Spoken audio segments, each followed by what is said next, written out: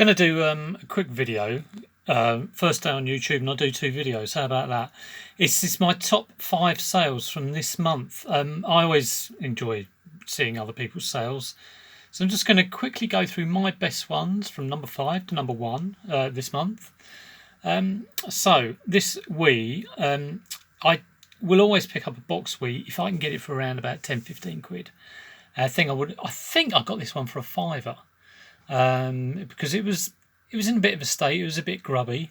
It didn't have the stand, but you will always get this sort of price for it. I think there are guys on eBay who buy them and then repackage them as new, because the guys I have buying these Wiis off me, you look at their sold items and they're selling new Wiis boxed for like silly money. But you know, I'm happy to pass them on to them and let them get on with it. Next one, another standard one, Harry Potter, set of 7, original cover, you know, the original cover. Not all hardback, got a Azkaban hardback there. Sometimes it's worth checking whether these are misprinted versions, but to be honest, like, the rarity of these is quite, you know, it's difficult to get hold of a rare one. Never think you've got anything special if you've got like first edition of the last 4. That is nothing special at all. You know, all those big boys there, you know, very easy to get first editions. If you ever see hardbacks in the first 3, grab them. They're good to get, because if you can get the whole lot in hardback, I think I've sold it for about 70 quid. But if you've got a mix, around about 30 quid will be about where you should be aiming at. I would normally pick these up for £1 maximum at a boot fair, so that's probably 7 into 30 with postage on top. And again, that was in a sale. I'm assuming it went for that price. Yeah, I think it did.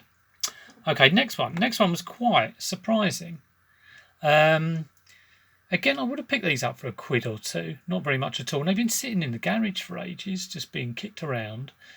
And I had a look at the price of vintage Furbys, and I have sold them before, boxed, but these 2 were unboxed. And I thought I'd chance my arm at, they went on for £50. They were in the sale again. Again, they're on the sale. The majority of my items, as a standard, will go into a 10% sale. Items that are more sticky go into 20%. I have my whole shop and my shop department set up for that.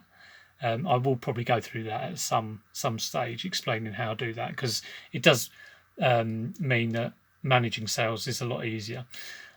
So yeah, that is the next highest one. And the next one I just posted today, which is, can I click on this? Yeah, I'm going to have to work out how people do their videos, because this isn't too good, just filming on a camera like this. But this is a UMIG Cine camera thing. It did work, and it had all the kind of paperwork with it. Had a Charlie Chaplin movie there. The camera didn't work. The Cine camera didn't work, but that was in the description. I would have picked that up for about a £5, I think. Not very high value. Yeah, again, do not pay a lot of money for these. You know, I would say a absolute max of maybe a tenner, because they are slow sellers, but they will sell eventually.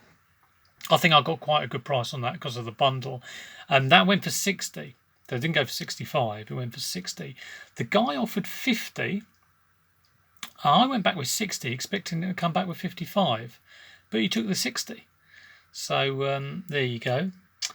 And the highest value item is this pair of Hunter boots. Now I'm going to have to check how much they went for. I don't think they went for 72. I think they went for a little bit less. I bought them for 25, so I did spend quite a bit of money at a boot fair for these. They were new. They were a nice pair of boots, these, but I have had them. I bought them this season, but I have had them a while.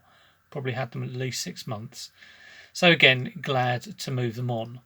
Now I'm just going to quickly show this one. which was the item that got damaged when it got sent through GSP. It sold for 205, and obviously the guy would have paid probably around about 15-20 quid to get it shipped to him, because he's paying postage through the GSP. So I was off to on a little family trip to Battersea Zoo the other day, and looking forward to a nice day out, and I got a message from eBay saying a return has been requested. As I said earlier, your heart's in your mouth when something like that happens, and you just try and shake it out of your head, because it's no good just getting fed up about it.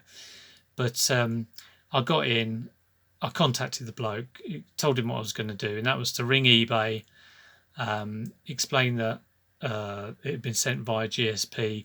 I made sure I got Ireland, so if you're going to ring them, I would say between 8:30 and 9 o'clock.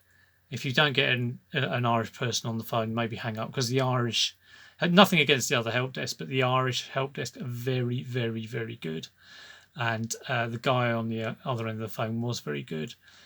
He listened to what I had to say, just explained it to him slowly, and he agreed, yes, it was GSP. I asked him if he could get something on record, and he said that would be fine, and that he would contact GSP. He checked it with the appeals department as well. That was this morning I talked to him, and it's all been resolved today, which is fantastic. So the guy's got his refund, and it hasn't affected me. I'm still happy because I've got my sale. So that is it. I had no idea how to flip this camera around. So I'm going to have to look into how to make your YouTube channel a little bit more professional. Put some titles on, and maybe do this with a screen share and have a little me in the corner explaining what's going on. But for now, it's Mr. Amateur here, and that is my best sales so far this month. Take care. Bye bye.